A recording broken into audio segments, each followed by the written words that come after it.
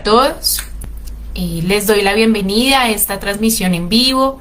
Hoy los voy a estar acompañando, me presento, como ustedes ya sabían por la convocatoria que se realizó desde U para la gente.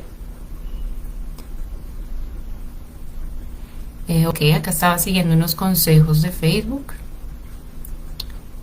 Ya estamos en vivo. Les decía que les deseaba una feliz tarde, que agradecía la invitación que había elevado el doctor Anderson Rojas desde U para la gente.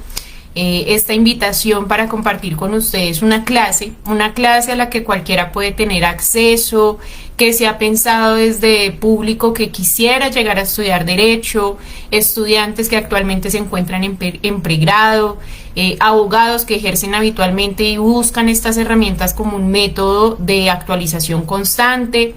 Entonces, y también para el público en general, ¿no? Yo pienso que el derecho es una de estas asignaturas a las que todos deberíamos tener acceso, a la cual todos como ciudadanos, como colombianos deberíamos conocer cuáles son nuestros derechos, cómo podemos ejercerlos, cómo podemos orientarnos, a quién podemos acudir. Entonces, me alegra de sobremanera hoy estar acompañándolos. Vamos a hablar sobre un tema muy sencillo, lo vamos a hacer con una metodología de caso, pero que a veces no lo tenemos tan presente cuando queremos presentar una demanda. Este tema académicamente se llama jurisdicción y competencia. Vamos a presentar un caso, luego vamos a hablar sobre qué es esto de jurisdicción, qué es la competencia, cómo sabemos a qué juez le corresponde asumir una demanda, en qué momento se llega a demandar. O sea que hablaremos también un poco de lo que se conocen como los mecanismos alternativos de solución de conflicto. Y finalmente daremos respuesta a ese caso que planteó al inicio para conocer quién sería el juez correspondiente para conocer del caso de jurisdicción y competencia que voy a plantear. Entonces lo primero es contarles el caso. El caso constituye lo siguiente: pensemos todos en un ciudadano. A este ciudadano lo vamos a llamar Camilo Torres. Él es reconocido en la región del Meta por ser un gran terrateniente dedicado a la industria agropecuaria y ganadera, y fallece a sus 70 años a raíz de un accidente cerebrovascular. A él le sobreviven su cónyuge, 3 hijos procreados dentro del matrimonio, 4 hijos extramatrimoniales. Y al momento de su deceso, el señor Camilo tenía como domicilio principal de sus negocios la ciudad de Villavicencio, pero también tenía unos negocios en Bogotá, unos negocios en Medellín. Sin embargo, en el momento que sufre el ACV, el accidente cerebro-cardiovascular, en ese momento él se encontraba en Cartagena, mientras estaba de vacaciones. También conocemos del señor Camilo que su patrimonio asciende a la suma de 4.000 millones de pesos. Y ante ese suceso, pues los hijos legítimos no desean, o sea, quienes fueron procreados dentro de su vínculo marital, que recordemos son 3 hijos, no desean compartir sus bienes con sus hermanos extramatrimoniales, que recordemos son 4 hermanos, por lo que desean iniciar un juicio de sucesión. Entonces, miren este caso de don Camilo Torres, terrateniente, ganadero, cómo nos conecta un poco con la realidad de nuestra sociedad, incluso de nuestras familias o nuestros conocidos. Donde una persona fallece, conocemos un núcleo familiar, tal vez aparecen más familiares que por el momento no se conocían, y esta persona que fallece deja unos bienes, ¿no? Aquí la pregunta es, ¿qué podemos hacer cuando la familia no se encuentra de acuerdo en la repartición de ese patrimonio? Surgen varias preguntas entonces. Por ejemplo, la primera pregunta que surgiría es, ¿qué jurisdicción, ese es el tema que vamos a abordar, asume conocimiento de este tipo de procesos? ¿Sí? Recuérdenla. Segunda pregunta, ¿qué factores se deberían aplicar para determinar la competencia? Y la tercera pregunta que surge es, ¿cuáles de esos fueros dentro de los factores para determinar competencia, por ejemplo, nos determinan el lugar del territorio? ¿Por qué preguntamos por el territorio? Recuerden que él tenía el asiento principal de sus negocios en Villavicencio, pero también tenía negocios en Bogotá, tenía negocios en Medellín, y sin embargo en el momento que él fallece se encontraba en Cartagena de vacaciones, ¿no? O sea que acá tenemos 4 posibles lugares donde la pregunta surge: ¿dónde se presentaría esta demanda y por qué? Aquí nos hacemos una primera pregunta, y es: ¿qué es el derecho sustancial? Ya para poder desarrollar este caso. En palabras de una clase magistral del gran maestro Ricardo Sopó de la Universidad Externado, él me decía, y eso siempre se me quedó, que el derecho sustancial es el conjunto de derechos que regulan las relaciones entre 2 o más personas con la finalidad de generar, modificar o extinguir esas obligaciones. Entonces, cuando yo les hablo de derecho sustancial, estamos hablando, por ejemplo, de la relación que existe entre un arrendador, que es quien tiene un inmueble y lo entrega a un arrendatario esperando unos frutos o un canon de arrendamiento. O también puede ser derecho sustancial, en el escenario laboral, la relación que surge entre un trabajador y su empleador. También hablamos de derecho sustancial como ese conjunto de normas entre la víctima y el victimario en el momento que genera la ofensa o la lesión. Y también hablaríamos de derecho sustancial en ese conjunto de derechos y normas que regulan las relaciones entre el Estado y los ciudadanos, ¿sí? Teniendo en cuenta y un poco más claro que el derecho sustancial lo vemos en todos los aspectos y en todas las disciplinas del derecho como tal, como área de formación, pues también tendríamos que ubicarnos en cómo se ejerce justicia, cómo están distribuidas las jurisdicciones en Colombia. Nosotros tenemos la jurisdicción ordinaria. Cuando ustedes ven en las noticias y que escuchan hablar a la Corte Suprema de Justicia, a los magistrados de la Corte Suprema de Justicia, pues esta es nuestra sala de casación. Es decir, es la Corte Suprema como la Corte de cierre, la mayor autoridad dentro de los asuntos de derecho civil, derecho de familia, derecho laboral, incluso el derecho penal. O sea que si hablamos de una funcionalidad, son inferiores a ellos en funciones los magistrados del Tribunal Superior de Distrito. O sea que ya encontramos Tribunal Superior de Distrito en Bogotá, en Antioquia, en Bolívar, como Cartagena, departamento. Si se dan cuenta, estamos ya de lo más que es nacional a hablar de los tribunales superiores por distritos. Y bajo ellos encontraríamos los jueces de circuito y los jueces municipales. Aquí también hay un concepto a conocer importante, y es que estos jueces de circuito y los jueces municipales son conocidos como jueces unipersonales. ¿Cuál es la razón? Estos jueces, como autoridad investida, toman las decisiones en sus despachos solitos. Ellos conocen un caso que en derecho se denomina interpartes, la relación y la sentencia solo va a surtir efectos entre ellos, y lo deciden solitos como autoridad judicial. Es decir, no tienen que someterlo a votación ni generar un proyecto. ¿Qué es lo que sucede con los jueces colegiados? Los jueces colegiados nosotros los conocemos como magistrados, y en ese orden de ideas harían parte del Tribunal Superior de Distrito y de la Corte Suprema de Justicia.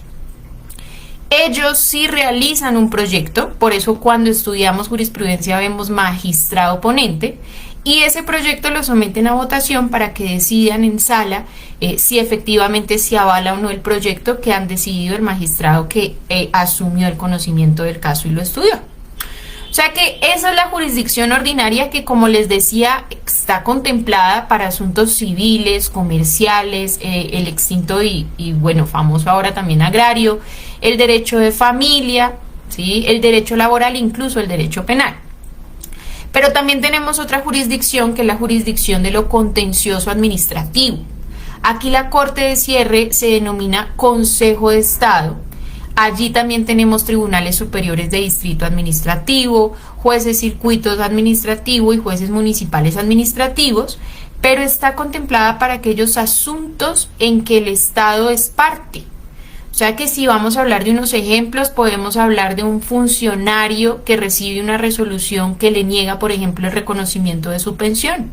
Es un asunto de derecho laboral, sí, pero de derecho laboral administrativo, porque mi empleador no era un ente particular, sino era el Estado. Y como tal, yo ya no podría acudir a la jurisdicción ordinaria, sino que debería acudir a la jurisdicción de lo contencioso administrativo.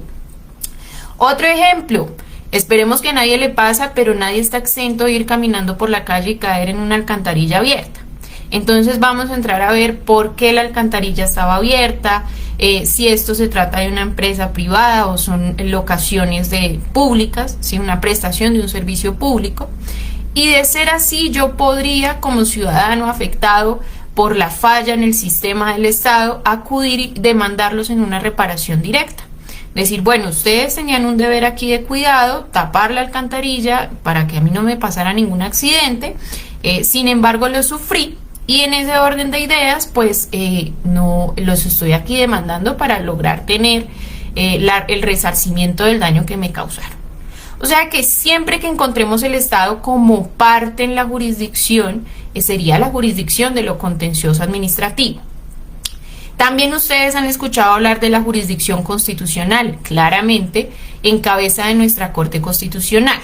Y aquí hay un punto, todos los jueces que les acabo de nombrar, tanto de la jurisdicción ordinaria como de lo contencioso administrativa, son jueces constitucionales. Y ellos están facultados para recibir las acciones de tutela, los habeas corpus y demás acciones constitucionales y la envían a revisión posterior a la Corte Constitucional. La Corte Constitucional también asume las demandas de inconstitucionalidad de la norma, aquellas que deciden si la norma es exequible o inexequible, o si sobre esa norma demandada pues ya opera la cosa juzgada, es decir, alguien ya la había demandado con antelación y como tal ya se había decidido. Tenemos jurisdicciones especiales, por supuesto, la Justicia Especial para la Paz, la denominada JEP, la Justicia Especial Indígena, la Justicia Penal Militar, y tenemos como un ente, digamos, funcional, a línea con ellos, el Consejo Superior de la Judicatura. ¿Qué hace el Consejo Superior de la Judicatura? El Consejo Superior de la Judicatura, a quienes nos estén escuchando aquí en esta transmisión de U para la Gente, es el ente encargado de vigilar la gestión y las funciones de los apoderados judiciales.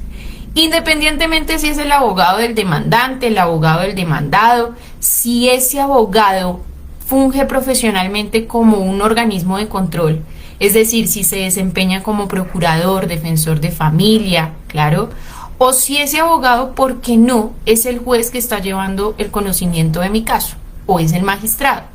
El Consejo Superior vigila a todos los profesionales en derecho con una tarjeta profesional por su adecuado desempeño con relación a sus funciones. Todo esto para decirles que esta sesión y el caso de don Camilo Torres se ubica en la jurisdicción ordinaria bajo el Código General del Proceso, que es la Ley 1564/2012, y con esta ley, y claro está, el decreto 806 del 2020, que surge por tema de COVID-19, que se está convirtiendo en una legislación permanente y todos tenemos un veloncito para que esto así suceda, estas son las normas y este sería el procedimiento que va a regular el caso de don Camilo Torres en su patrimonio y la adjudicación posterior a sus herederos, ¿correcto? O sea que aquí hablamos también de otro tema, y es por qué el ciudadano piensa que lo primero que se debe hacer es demandar. Cuando los estudiantes de Derecho en pregrado ya se encuentran en su consultorio jurídico atendiendo usuarios, ellos llegan con unas ansias increíbles de querer demandar al otro, ¿sí? ¿Y qué se les enseña a los estudiantes en su fase de pregrado? Que antes de pensar en una acción judicial, se debe pensar y analizar también los mecanismos alternos de solución de conflictos. O sea que aquí hablamos tanto de la conciliación como del arbitraje. La conciliación tiene una regulación bastante extensa, diferentes normas que la han regulado a través del tiempo, entre ellas la Ley 446 del 98, la Ley 640 de 2001, y en temas de arbitraje está la Ley 1563 de 2012, que nos habla de un arbitraje nacional e internacional. Allí también van a encontrar el arbitraje social, el arbitral ad hoc, el arbitral, pues diferentes tipos de arbitraje que podemos reconocer en derecho, en equidad, y la conciliación sí tiene una regulación un poco más extensa, incluso en el decreto 1818, que es el Estatuto de Conciliación. ¿Por qué son importantes la conciliación y el arbitraje en el escenario que yo presento un conflicto que puedo encasillar como una controversia jurídica materializable como un eventual y futuro proceso, porque puede que nos ahorre en términos de descongestión judicial, podemos ser más eficaces, presentar mayor eficiencia en términos, en recursos, ¿sí? Proveer una solución. O sea, ¿qué nos aporta la conciliación, por ejemplo? ¿Qué nos dice el artículo 621 del Código General del Proceso? Que es la ley 1564-2012. Si la materia de que se trate es conciliable, ahí hago una pausa, pero ¿qué es lo conciliable? Lo conciliable sería todo aquello que usted pueda transar, es decir, que usted sepa que puede solucionar con dinero. Yo quebré un vidrio de una ventana con mi balón en el domingo jugando con mi hijo. Yo puedo solucionar ese conflicto con mi vecino pagándole el vidrio de su ventana o reparándolo. Eso es una situación transable. 2. También será conciliable lo que es desistible. Es decir, yo sufrí una ofensa, tal vez otra vez hablemos de una copropiedad, y en esa ofensa que yo sufrí dije, no digan demandar, lo voy a denunciar, le voy a instaurar una querella en la fiscalía por injuria y calumnia. Y usted efectivamente lo hace, materializa esa acción, se dirige a la fiscalía, se queja de su vecino, pone la querella y luego reflexiona, tal vez tiene una conversación con su pareja, con su familia y dice, bueno, ¿para qué vamos a hacer esta situación más grande? Yo voy a desistir de hecho. O sea que son esos asuntos menores en los cuales yo puedo ir y decir, bueno, me desisto, me retracto, no quiero continuar adelante con esta situación. Y también será conciliable lo conciliable, así es el derecho. Es decir, aquellos asuntos y aquellas disciplinas que como tal la ley consagra como un asunto conciliable. Por ejemplo, todos los temas que guarden relación con el régimen de alimentos de niños, niñas y adolescentes son un asunto conciliable por ley, ¿sí? Antes de acudir a una demanda, usted debería intentar la conciliación. Y si no, tiene que contarle al juez por qué. Ya vamos a hablar un poco sobre eso. Ahora seguimos con el artículo 621, que más nos dice. La conciliación extrajudicial en derecho como requisito de procedibilidad. ¿Qué pasa? Aquí nos están diciendo, hay casos donde usted tiene que acudir a la conciliación antes de demandar. Ya se quita un poco este tema facultativo y una figura alterna a la cual usted puede acceder, sino que usted tiene que acudir. Es una imposición para tratar de descongestionar la justicia. Eso es lo que traduce el requisito de procedibilidad, que yo antes debo conciliar y después sí puedo pensar en materializar una demanda. Nos dicen que deberá intentarse antes de acudir a la especialidad jurisdiccional civil en los procesos declarativos. Aquí hablamos de los verbales sumarios, y para todos quienes nos estén escuchando, un proceso declarativo es aquel que busca un reconocimiento de un derecho que hasta la fecha ha sido incierto. Por ejemplo, si usted quiere saber quién es su progenitor, eso es un proceso declarativo porque tenemos que averiguarlo. Si usted quiere que el juez declare la terminación de un contrato por culpa del demandado, ¿sí?, la causa que usted vaya a señalar, usted tiene que declararlo, demostrarlo. Esos serían los procesos declarativos y nos dan una excepción, con excepción de los procesos divisorios, los de expropiación y aquellos donde se demande o sea obligatoria la cita de indeterminados. Si hablamos de los procesos divisorios, guarda bastante relación con el tema de la sucesión, porque acontece cuando ese causante, la persona que fallece, deja un bien y se lo deja a 3 hijos herederos, ¿sí? Esos 3 hijos reciben el bien en proporciones iguales con anotación en registro de matrícula inmobiliaria, 33,3% cada uno, y deciden vender. O sea que posterior al proceso de sucesión y la adjudicación del bien y recibir los porcentajes, podrían iniciar un proceso divisorio, porque nadie está obligado a permanecer en indivisión.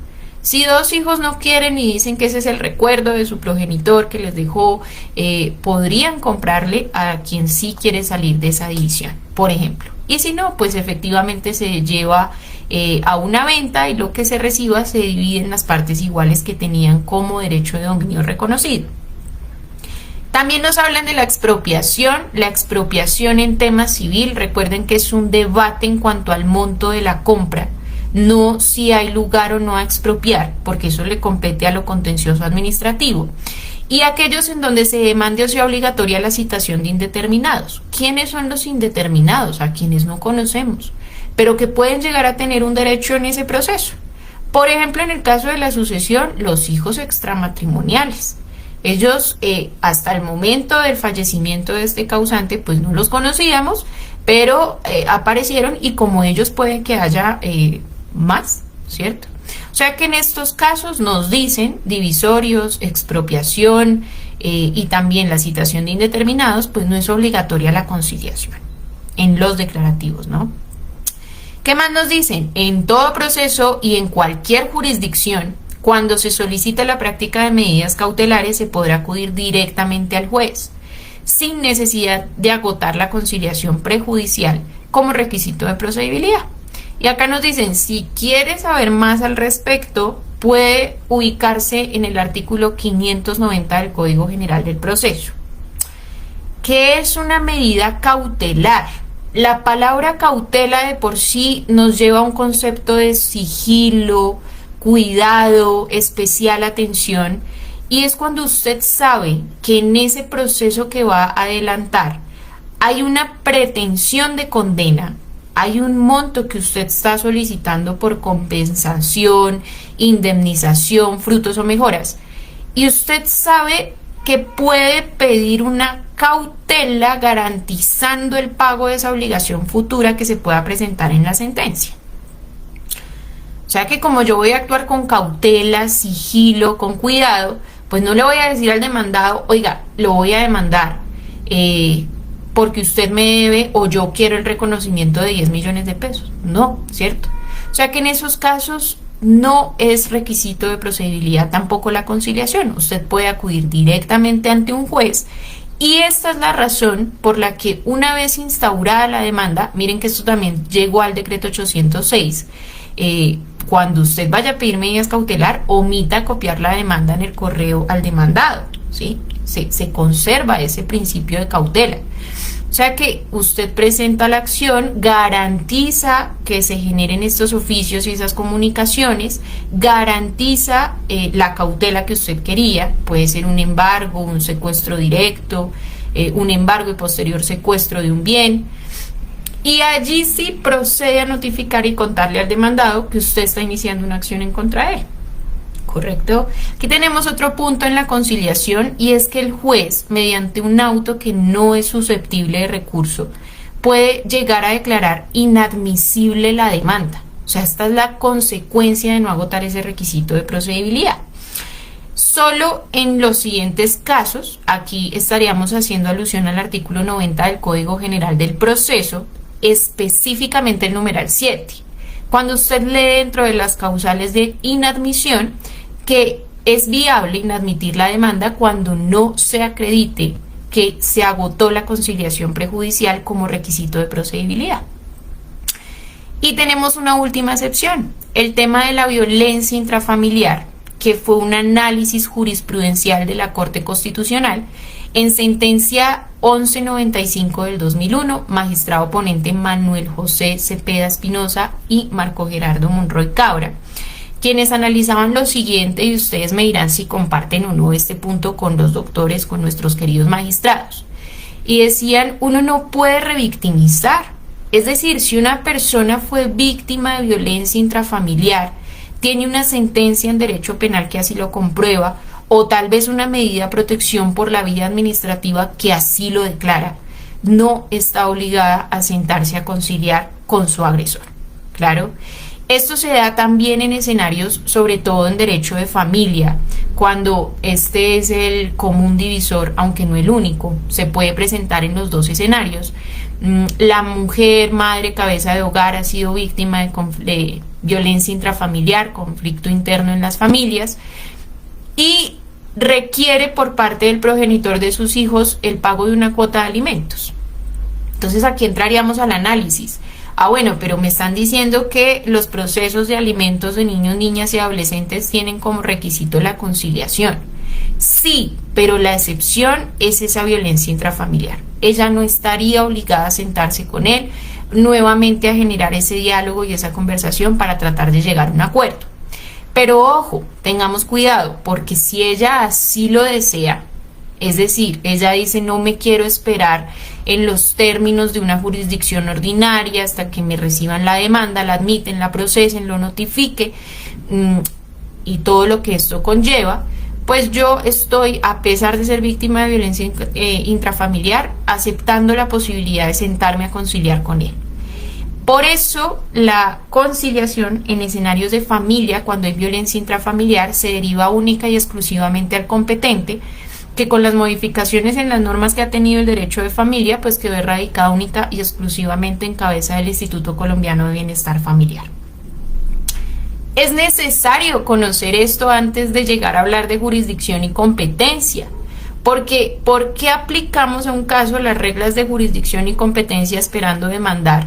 Si el caso me dice, un momento, es obligatorio que usted vaya a conciliar. Si usted no prospera en la conciliación, lo recibimos. Por eso la inadmisión dice cuando no se acredite que se agotó. O sea que esto es un intento. Usted va, cita a su futuro demandado, le menciona el asunto sobre el cual quiere llegar a un acuerdo y si él no se presenta, constancia de inasistencia. 3 días para justificarse, no se justifica, podemos seguir con la demanda. Y si él se presenta y dice definitivamente yo no voy a llegar a un acuerdo con usted, constancia de no acuerdo. Con esas 2 constancias yo podría demostrarle al juez que agoté la conciliación como requisito de conciliación obligatorio, prerequisito, antes de poner la demanda y antes de acudir ante usted. Y el segundo que les mencionaba también es el tema del arbitraje. Ahora, el arbitraje difiere un poco de la conciliación, en que la conciliación, si bien tiene un acuerdo que surge de las partes y va a ser guiada y mediada por un tercero, que va a ser un conciliador, ya sea en derecho, siendo abogado o en equidad, pero finalmente es un acuerdo que surge de las partes, es decir, yo acá no los puedo obligar, les puedo presentar opciones, pero ellos acuerdan.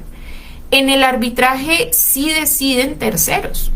O sea que la conciliación la denominamos autocompositiva y el arbitraje heterocompositiva.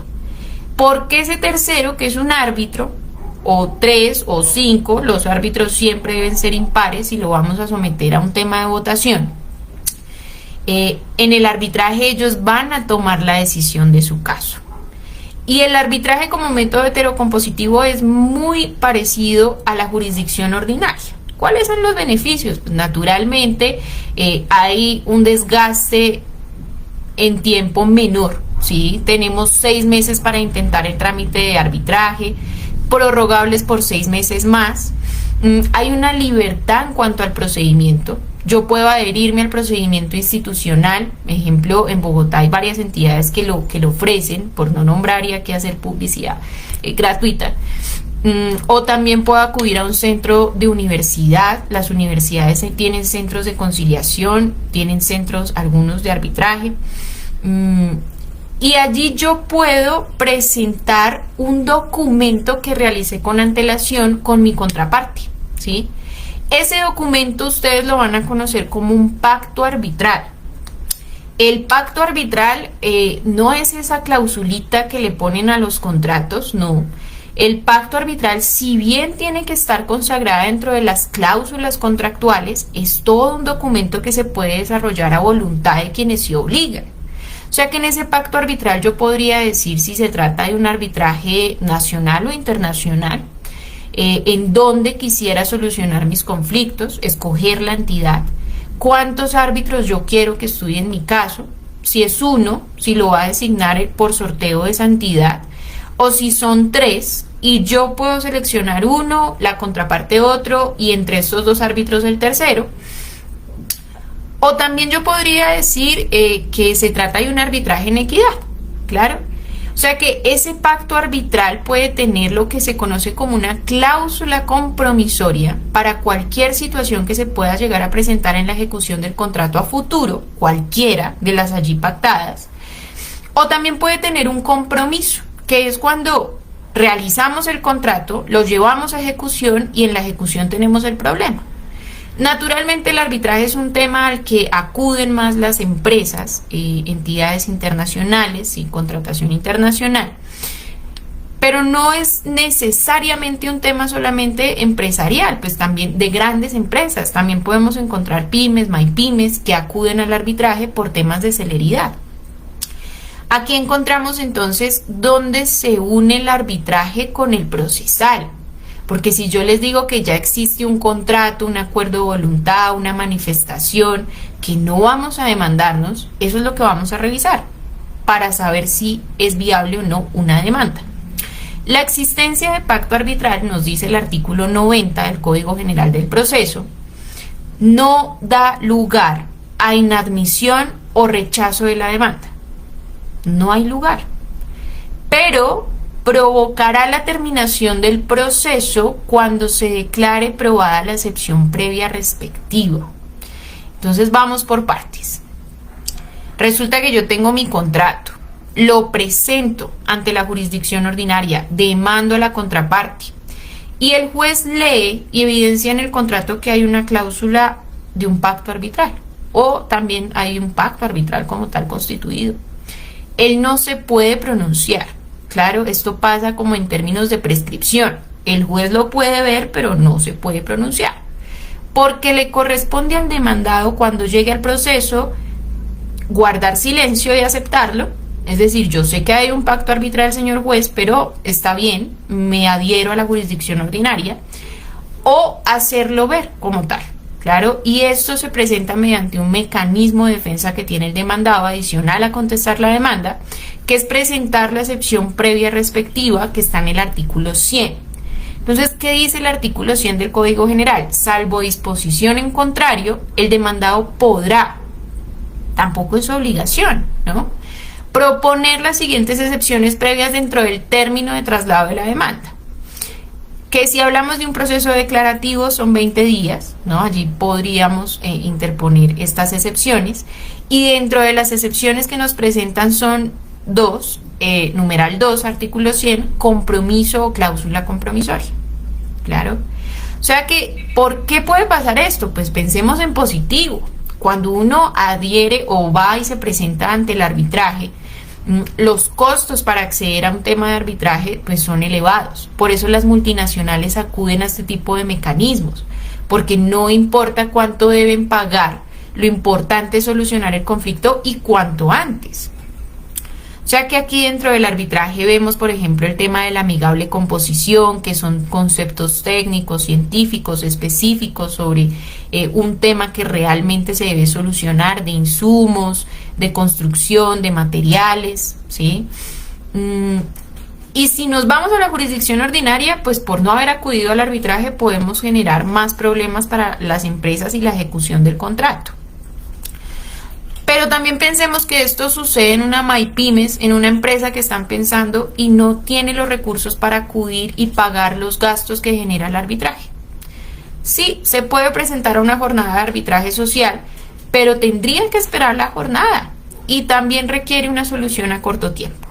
O sea que puede, como no, como todo ciudadano, como toda persona natural o jurídica, acudir a la jurisdicción ordinaria esperando que se garantice ese derecho de administración de justicia y se le reciba su demanda. No la podemos negar. ¿Listo? Aquí ya entonces nos haríamos otra pregunta y es, ¿qué es la función jurisdiccional? Ya sabemos que en mi caso pasó los dos filtros, pasamos por los mecanismos alternos de solución de conflictos y ahora vamos a llegar al momento previo de la interpelación de la demanda. O sea, aquí queremos saber si procede o no y cuál sería.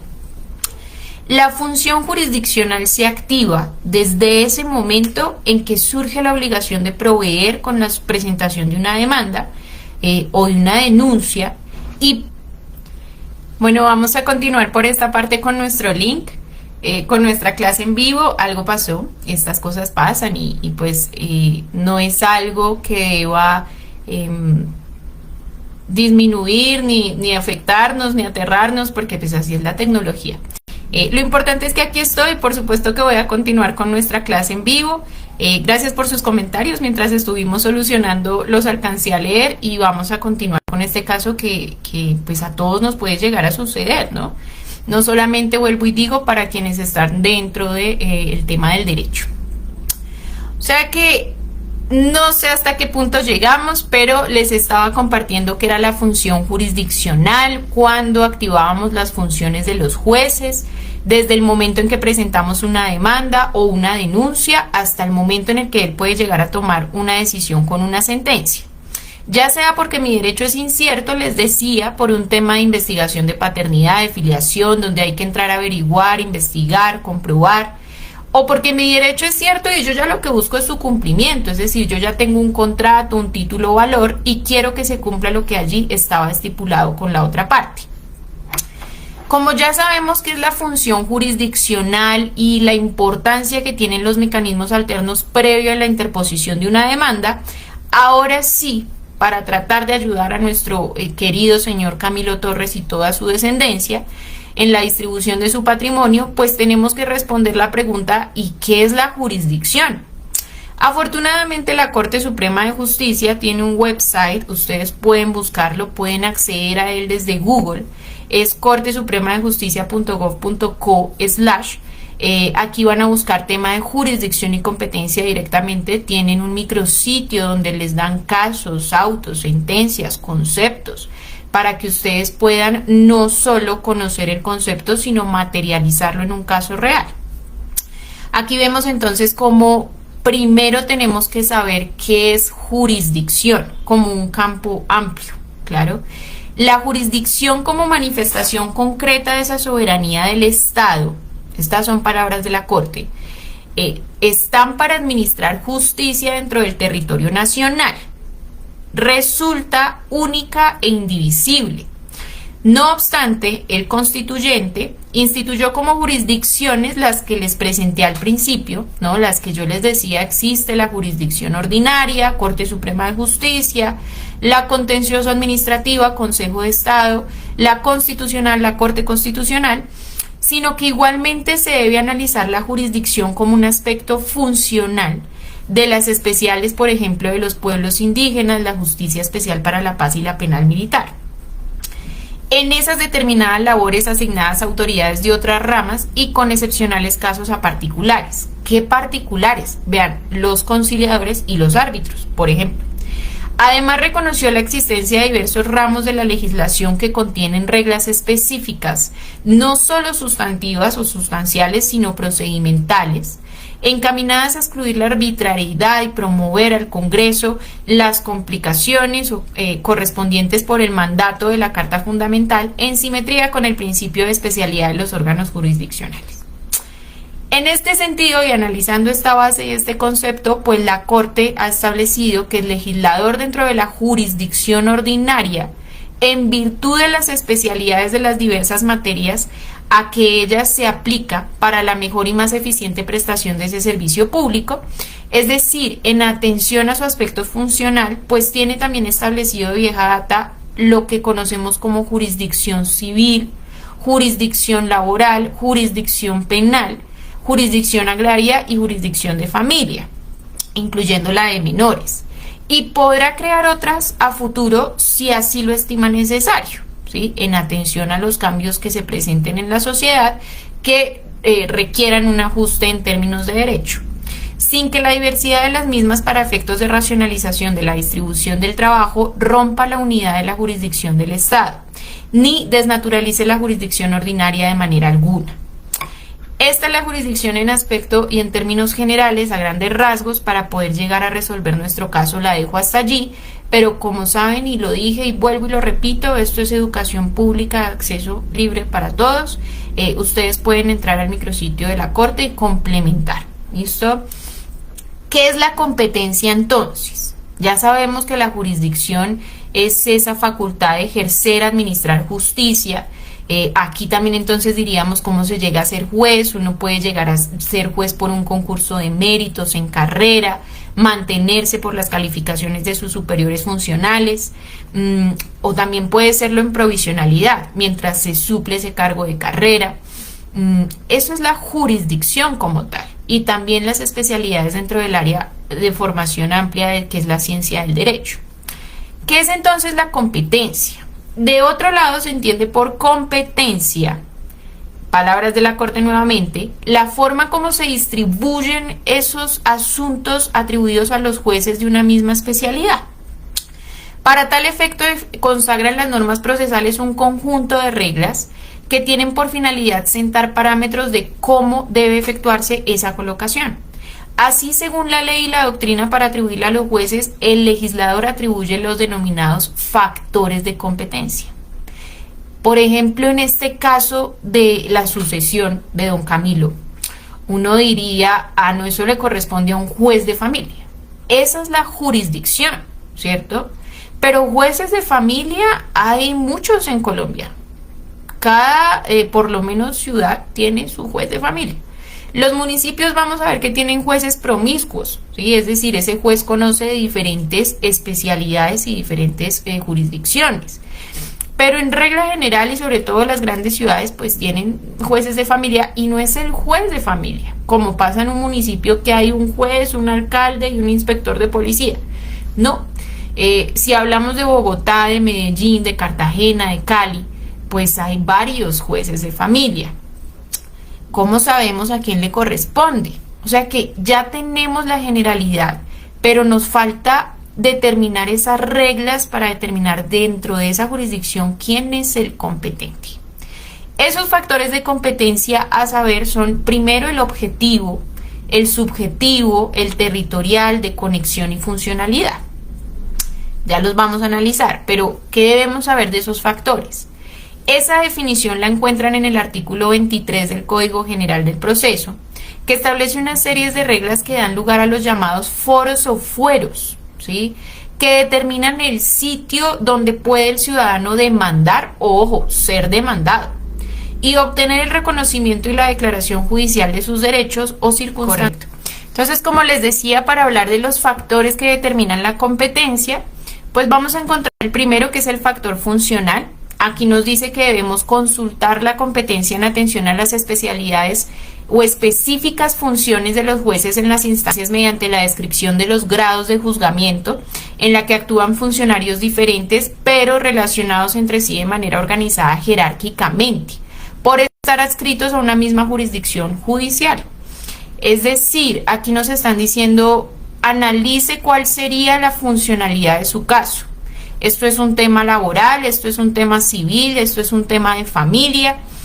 Y aquí estaríamos hablando del factor funcional. En atención a su jurisdicción y sus funciones, es un tema de primera instancia, es un tema de segunda instancia. A usted le correspondería asumir la competencia de ese caso.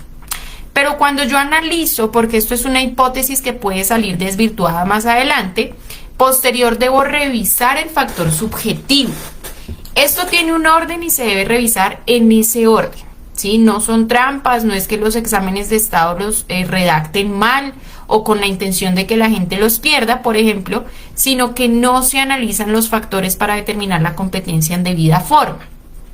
O sea que posterior a analizar cuál sería la funcionalidad o la jurisdicción de mi caso, yo tendría que analizar quiénes son los sujetos que intervienen.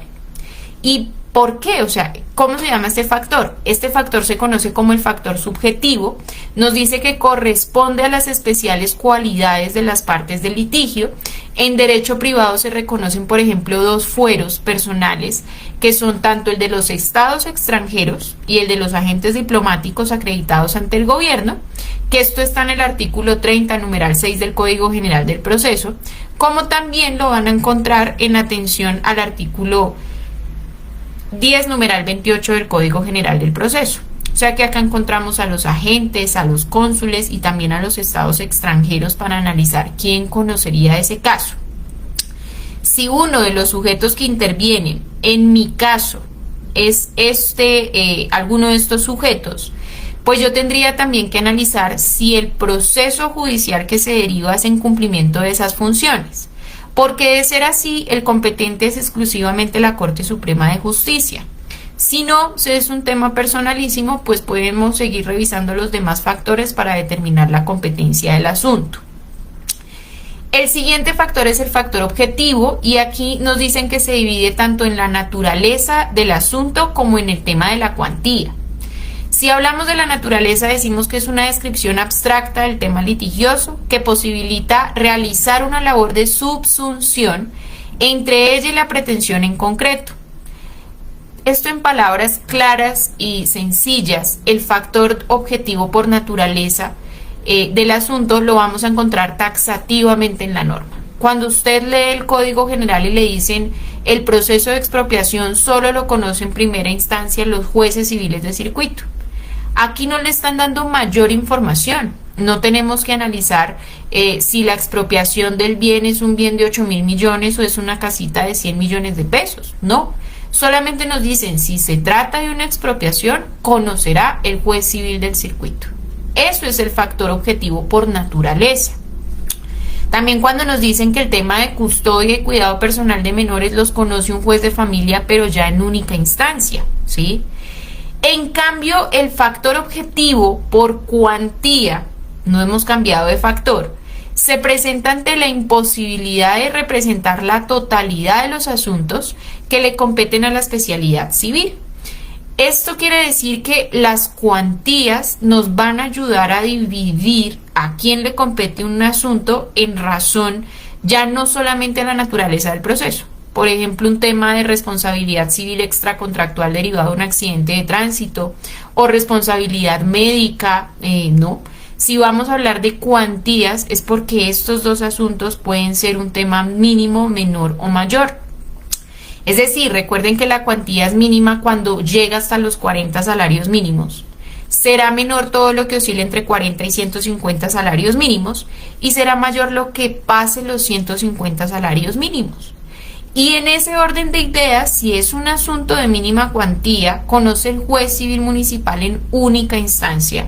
Si es un asunto de menor cuantía, conoce el juez civil municipal, pero en primera instancia, o sea que acá también el procedimiento va a cambiar. Y si es un asunto de mayor cuantía, ya conoce el juez civil del circuito, ¿claro? O sea que es importante conocer, uno, en tema de factor objetivo, si mi asunto está señalado en la norma en cabeza de un juez única y exclusivamente, o si yo lo encuentro en varios jueces, en varias autoridades, si se trata de un factor objetivo por cuantía para determinar a quién de ellos les correspondería mi asunto. Si hablamos del tema de la sucesión, por ejemplo, la sucesión hasta aquí pensamos que es un tema de familia, pensémoslo así. Factor subjetivo, no, pues don Camilo Torres era un terrateniente, no nos hablan de que sea agente diplomático o esté en cumplimiento de sus deberes, o sea, no lo aplicamos. Y si hablamos del factor objetivo, cuidado, porque la sucesión ustedes la van a encontrar en el Código General del Proceso, tanto en cabeza de los jueces civiles como de los jueces de familia. O sea que aquí se rompe esa estructura de que solamente era civil municipal de única, civil circuito en primera, porque aquí el juez circuito municipal tiene la misma funcionalidad y jerarquía de un juez de familia. Todos los jueces de familia son jueces circuito. O sea que en atención a esa cualificación y a esa funcionalidad, las sucesiones de mayor cuantía, como la del señor Camilo Torres, son de conocimiento y en atención a la aplicación del factor objetivo por cuantía del juez civil circuito en primera instancia, ¿sí? Porque es una sucesión que supera los 150 salarios mínimos legales mensuales vigentes. Pero ahora, ¿dónde lo vamos a demandar? Es decir, ya sabemos que es un juez de familia, ¿de dónde? El artículo 28 del Código General del Proceso a ustedes les habla de las reglas o le enuncia por numerales todo el tema de factor territorial. Pero aparte de leerlo y evidenciarlo allí, ustedes lo deben comprender. Existen tres tipos de fuero. Está el fuero personal, el fuero real y el fuero contractual en atención al sujeto que interviene en la actuación o al objeto del proceso. Y también existen los fueros en atención a la redacción de la norma, porque puede ser un fuero exclusivo cuando nos dicen en el domicilio del demandado, o puede ser un fuero concurrente a elección, como es el caso de la sucesión, o puede ser un fuero concurrente sucesivamente, como es el caso de un accidente de tránsito. O sea que el fuero personal corresponde al domicilio del demandado, constituye la regla general de todos los procesos en atribución de territorio y se explica también que son de la misma naturaleza las pautas especiales de atribución, como por ejemplo el domicilio de los menores, social, el patrimonial, el secundario, el domicilio del insolvente, entre otros. También hablamos de un fuero real, y aquí es la ubicación del bien. O sea que corresponde al lugar de la ubicación de los bienes en los que se ejerciten esos derechos reales. Pueden ser divisorios, deslinde, amojonamiento, expropiación, servidumbres, posesorios, entre otros, o al de la ocurrencia de los hechos que importan al proceso. Por ejemplo, el accidente de tránsito, ¿sí? Y el fuero contractual corresponde a los procesos originados de un negocio jurídico, ¿sí? Aquí ya hablamos de un título valor, de un contrato, que involucren títulos ejecutivos en los que es también competente el juez del lugar del cumplimiento de la obligación. Si yo soy una empresa de flores de Cibaté y firmo un contrato con una hacienda en Medellín, ¿sí? Tiene su domicilio principal la hacienda, para un evento que vamos a llevar a cabo en Armenia, por fuero contractual, como el evento se va a llevar a cabo en Armenia y necesitan las flores en Armenia, también podría llevarse la demanda allí. Esa es la razón de conocer y analizar el artículo 28 a través también de la doctrina y de la jurisprudencia que se ha desarrollado al respecto. Ya para despedirnos, y a pesar de nuestros inconvenientes con la red que tuvimos, que desafortunado, pero bueno, ahí pudimos dar continuidad en 3 partes. Espero que quienes estuvieron en la primera y perdieron el hilo pasen por los minuticos de la segunda y lleguen aquí a la terminación de este encuentro. Vamos a solucionar el caso de don Camilo. Diríamos que al ser un asunto entre particulares que no involucra al Estado ni a una comunidad de trámite especial, se trata de un asunto de la jurisdicción ordinaria, específicamente de trámites civiles o, ya vimos, de familia. Los factores para determinar la competencia en el proceso de sucesión de don Camilo, atendiendo a las reglas de prelación, son los siguientes. Factor funcional puede ser un tema civil o un tema de familia. Por factor subjetivo no aplica. Él no es agente de Estado ni diplomático y pues esto no obedece al cumplimiento de sus funciones. Por factor objetivo, por cuantía, aquí ya no es por materia, porque la sucesión ustedes la van a encontrar en varias autoridades asignadas por la norma. El artículo 26 del Código General determina la cuantía y nos dice que en el numeral quinto, en los procesos de sucesión será por el valor de los bienes relictos, que en el caso de los inmuebles es el avalúo catastral, por ejemplo. En ese caso son 4.000 millones de pesos, teniendo en cuenta que el salario mínimo legal mensual vigente para el año 2022 es 1 millón de pesos, es un asunto de mayor cuantía, ¿sí? Y esto también está en línea con el artículo 25 del Código General del Proceso. Y por factor territorial tendríamos el artículo 28, que nos analiza la competencia territorial, específicamente la regla número 12, que nos dice que en los procesos de sucesión será competente el juez del último domicilio del causante en el territorio nacional. Y en caso de que su muerte hubiera tenido varios, que es el caso de don Camilo, el que corresponda al asiento principal de sus negocios. O sea que lo más viable en términos de adjudicación y en términos de trámite y en términos de facilidad para la familia es que este proceso de sucesión se lleve en la ciudad de Villavicencio. Es posible. Se trata entonces de un fuero concurrente sucesivamente, toda vez que el juez le corresponde conocer, ya sea por el último domicilio del causante o el asiento principal de sus negocios. En conclusión, el juez competente para conocer de su asunto será el juez de familia. Acá es redundante decir el juez circuito de familia, porque como les decía, los jueces de familia son circuito. De Villavicencio en primera instancia.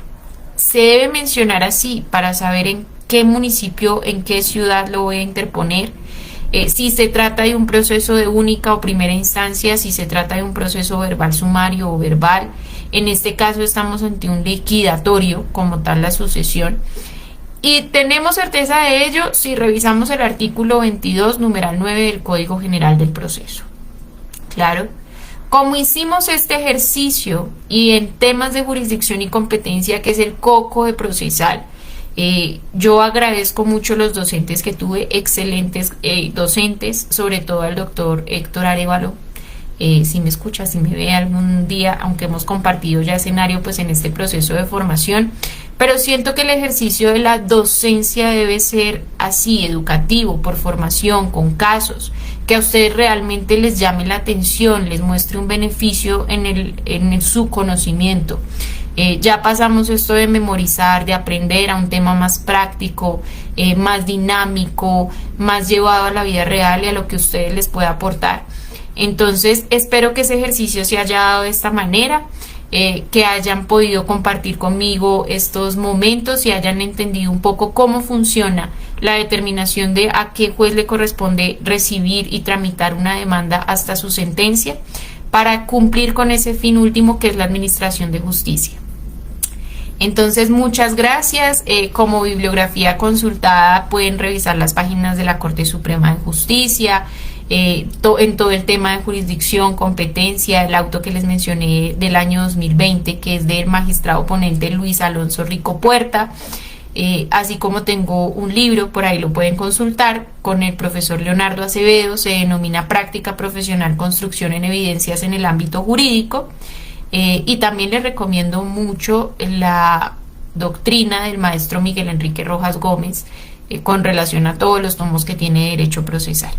Un abrazo, muchas gracias por la invitación, que sigan apropiándose y disfrutando de estos escenarios de formación de la U para la gente. Gracias, doctor Anderson, por la invitación y espero estar con ustedes en un nuevo escenario, tal vez con otros nuevos temas de interés general para todos.